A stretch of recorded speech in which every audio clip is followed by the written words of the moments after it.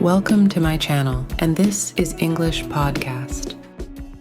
My guest today is Maina Zhou. Maina is a crypto podcaster. She's also the co-founder and CEO at NativeFi. She's a data scientist. I guess that makes her a very busy woman. But welcome to the show, Maina.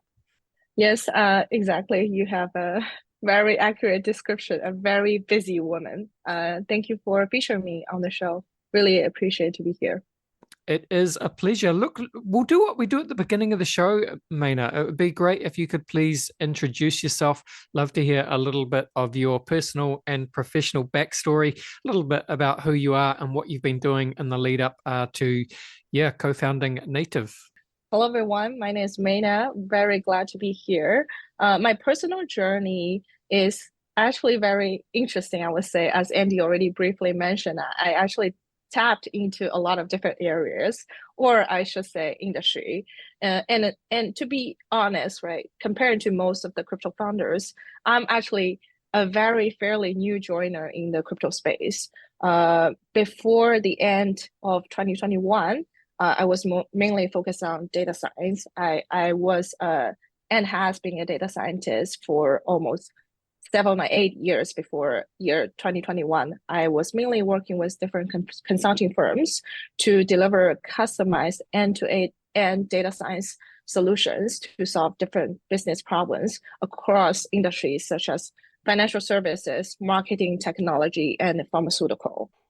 And so my background is fairly technical, I would say. I used to manage large global data science teams with a full stack of like engineers, data analysts, as well as together working with the business teams to essentially deliver the best results and applications.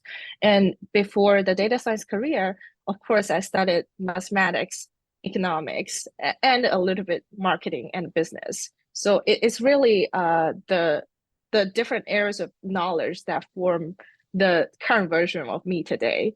And how I joined crypto, it was really back at the end of 2021. That's the first time I heard about the concept of Bitcoin and Ethereum through a friend's dinner. And the same night, because I was so fascinated, I bought my first Bitcoin. I also bought several Ethereum because I was so believed in the blockchain ethos. And I thought to myself, oh, this is definitely an uprising industry that I definitely need to tap into. And after learning a little bit more about the crypto industry for several months, then I decided to start my own podcast channel back in May 2022, where I interviewed a lot of founders, investors, artists, mainly for two purposes. First is really I want to learn about the industry. I want to know what top builders and investors they are building, what they believe in, right? What do they see in this industry that are so special? What are waiting for us to build in this industry? Second is to build up the foundation, right? Build my connections, knowing the right peoples, and essentially figuring out what can I contribute to the space. And then it was the end of 2022, I start to build Native. So that's like a general timeline of how my personal journey has transformed. But I think like none of those steps could be skipped. Yes, indeed. Well, then thank you, Maina.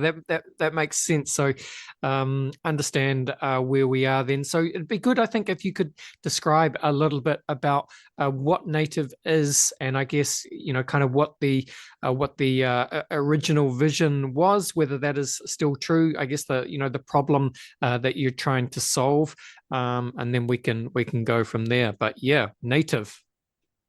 Yes, I mean, for today, Native's vision is we are building the omni-chain programmable liquidity hub on all networks for Web3. But really, the original of the idea naturally come from the need in the market for better pricing mechanisms than what AMMs offers, right? Because what AMM offers is inaccurate pricing, which leads to retail users losing money for each of those transactions. They suffer severely from those MEV attacks. And then we started to tackle this first issue, which is a pricing inaccuracy issue by introducing the first version of Native, where we kind of aggregate the liquidity sources from both AMM sources and PMM sources. And essentially through our unified liquidity layer, which is our API router, we supply that liquidity to different aggregators, solvers, and projects so that they can utilize those liquidities within 5 minutes as long as they utilize our SDK. But over the last 1.5 years, when we are developing it, I realized it's not just about the inaccuracies of the pricing mechanism. Liquidity has another severe issue in Web3 is the liquidity fragmentation issues. We have so many blockchains, we have so many different protocols, and all those retail users, liquidity providers, they need to make a choice. Okay, where am I going to park my liquidity to, right? And when those supply side of the liquidity is so fragmented, it also leads to very low capital utilization rate. And essentially those users, they are not getting good yields from how they are parking their money. So how do we make the most capital efficient liquidity from both the supply side as well as the demand side of the user has become the core of our business problem. And over the last 1.5 years, we have developed total like 3 products, or we should say like 3 product features at Native to tackle those problems and essentially form the flywheel for our unified liquidity layer. Yeah, very well explained. So let's talk about some of those different aspects of what you guys are building with Native. So you can see you kind of got like different products, right? There's Aqua for liquidity providers, I guess, yeah, for retail users, as you've explained. You've got Native X, for traders. Yeah, you've got different endpoints as well for market makers and some other features as well. So I don't know how do you want to approach this, but just kind of, I guess Aqua's the main one, right? But we can talk through some of them in turn if you like. Sure. I mean, I think I understand, like, because we build 3 products and we name them all kind of differently, so it has like caused some confusions for not only the retail users but also the business partners. So actually, while we are filming this podcast, we are already undergoing a product unification processes. Essentially, we are bringing every single product into the same umbrella under Native. So Aqua is not going to be called Aqua anymore. It will be called something like Native Earn or Native something. That name specifically, we haven't come to like a final name yet. But essentially, the 3 product lines will be first, which is Native Swap, where retail users, traders, they can come directly go to Native to swap. Second will be the Native Lending and Borrowing, where the liquidity providers, they can go directly to that page to lend and borrow funds, and where on the back end, like market makers, they will be utilizing the funds inside the pool to do credit-based trading. And then the third product, which is still in the building, is essentially like how do we connecting all those liquidity across different chains, meaning it's like the cross-chain functionality. But we are doing so different than any other protocols. So we are still like deciding a very cool name for that. But there were like the original one, which we mentioned is the B2B version, where like aggregators, solvers, right? They are the demand side of liquidity, where they just plug into our API, call our API, query for the best price for each of those token pairs whenever a user come directly to their website or their application to swap. So they are actually like calling us underlying. Or on the other side is like the market makers. They will be like providing the PMM pricing through the router. So that's like B2B side is like we serve both the supply and demand side of the liquidity, and it will always be like this. But the coordinative.org website will be more catered to a retail user perspective. And that is aligned with our next phase of marketing goal, because the first phase we already tackled most of the B2B side of things, where like we get connected to leading aggregators, leading market makers, leading solvers. And next phase is mass adoption. How do we serve the retail users better, no matter you are a trader or a liquidity provider? Yeah, got it. Thank you, Maina. So yeah, I'm starting to understand it a bit better now. So the idea is it's really about market efficiency, right? And creating this sustainable liquidity flywheel that you've described. So LPs are attracted to supply that liquidity by getting some organic yields that come from the market makers. And then you've talked about how this is kind of a best of both worlds scenario, right? So talk about that. So like, I guess that's, LPs can face less risk of impermanent loss, but market makers, there are advantages for them as well. So just talk through that, however you want, what the advantages are for both LPs and market makers. Sure. I think truly to form your question is like where do we position us, or what are the difference we're bringing to the market, right? Because I think we we are such a hybrid product that like I don't think we can be compared to like 100% compared to any product. For example, Uniswap or Aave, right? You can say, oh, we have the DEX functionality as Uniswap. We also have the lending and borrowing function as Compatibility. But truly, we are an innovative hybrid, not innovative because like we just put those two functions on our website. It's actually because the swap and lending and borrowing function are actually interconnected, which none of the existing products are enabling the user to, right? For example, when liquidity providers, they go to Uniswap, yes, they are providing the liquidity for the users to essentially make transactions on, but the liquidity providers, essentially, they are suffering hugely from impermanent loss. Whatever they are supplying, they need to supply a token pair, right? If they want to supply to, let's say, REPEs to USDC, they need to supply the two tokens altogether with a ratio. But when they withdraw it, they are not necessarily withdrawing the same amount of REPEs and USDC. It will be dependent on the specific time whenever they withdraw that liquidity pair. So they are meant to suffer from impermanent loss.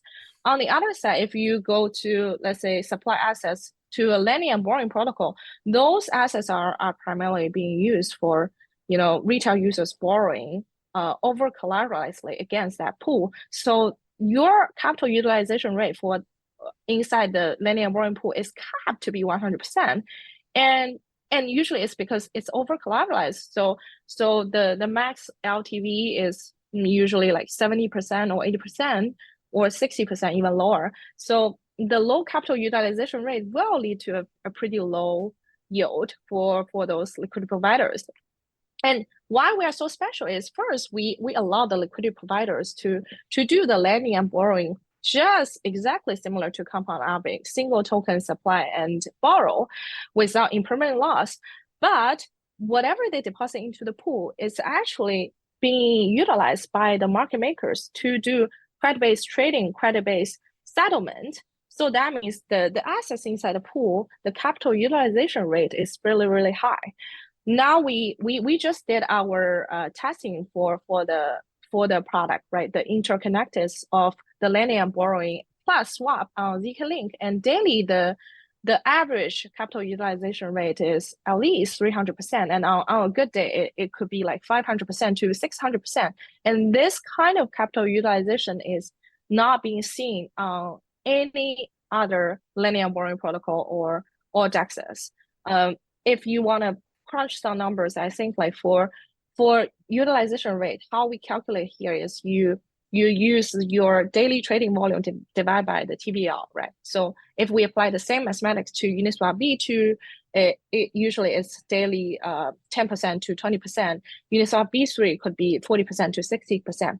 That's it. That's the largest AMM DEX in crypto. And I do believe that when native we deployed the new like lending and borrowing plus swapping functionality, which is essentially our liquidity, which is essentially our peer-to-PMM liquidity provisioning engine onto different ecosystems such as Ethereum, Arbitrum, and Mantle. We gonna show the world or the retail users how capital efficient we are, and they will enjoy unexpected high and sustainable yield coming from native liquidity engine.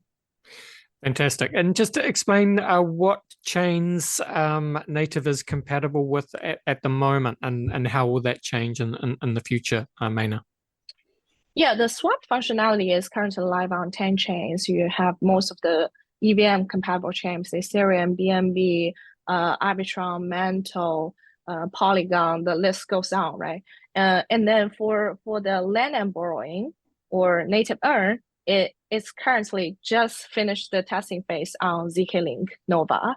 And now we are currently planning the official deployment on Ethereum, Arbitrum, Mantle, and BNB chain, which we should expect the completion of the deployment by the end of this month. And yeah. Yeah, and what can you share in terms of, I don't know, any user metrics that you want to talk to, like, volume and so on, that stand out for Native, and where you're at the moment and how we see that progressing? Sure. The overall volume, I think, as a new protocol, Native first went live back in April 2023. So it has been a year now, and we have already powered a little bit over 2.9 billion in terms of spot trading, with I think 9 million user transactions. And every day, I think the users who come directly to Native to trade, right? I'm not talking about the transaction volume that comes from other aggregators. I'm talking about users directly come to Native because they trust us. Is around like 50K users every day, which if you compare to like major leading DEXs, this is also a very decent traction. And then, as I said, our next phase of the product, as well as the focus as a team, is definitely to improve the user experience for the retail users so that we attract more traders, liquidity providers to Native. So we do look forward to that, and I think all those metrics will be increased significantly. Yeah, makes sense. I saw you had this a tweet, Maina, which I thought was a really good way to think about DeFi and the kind of kind of products that you guys are building. Lots of other teams are as well. But you talked about how, if you envision the path from order flow to liquidity as a network structure instead of a linear structure, that's a good way to think about things, because it means, wherever there is those market inefficiencies, as long as you're fast enough, you can tap into those, different yield opportunities. What do you want to just kind of explain the thinking behind that? Yes, I think the source actually come from the other day I was reading a order flow analysis report conducted by a Flashbot team. Right. They actually analyzed like where all those order flows in the crypto are to solvers and then to different liquidity sources. And I look at the different players they listed on the map, right? And of course, because when they are creating this report, they try to break down from different order flows, and the order flows going to different menus, to different solvers, and then to different liquidity sources. It has to be linear, otherwise the users will be confused. But when you really think about it, right, especially for those players in the middle, a lot of players are in the middle. For example, you have like aggregators, you have solvers, you have market makers. Like some of the solvers I know, they are not only solving the transactions or making profits by batching different transactions, they are also providing pricing through our API, right? They have the capability to do PMM pricing. Or some of the market makers, maybe they do a lot of DeFi arbitraging. They provide PMM pricing, but also they arbitrage against centralized exchange venues in terms to get more liquidity. So I think like in the middle, right, when users send a user transaction request to essentially where the liquidity sources used, meaning which liquidity venues are being used to settle that transaction. In the middle, it's actually a big network structure, not a linear structure, meaning you as a player, you as a provider within this ecosystem, you could be anywhere, right? You could sometimes be the one who is providing the best routing algorithm for this, or you could be the liquidity provider or the pricing provider.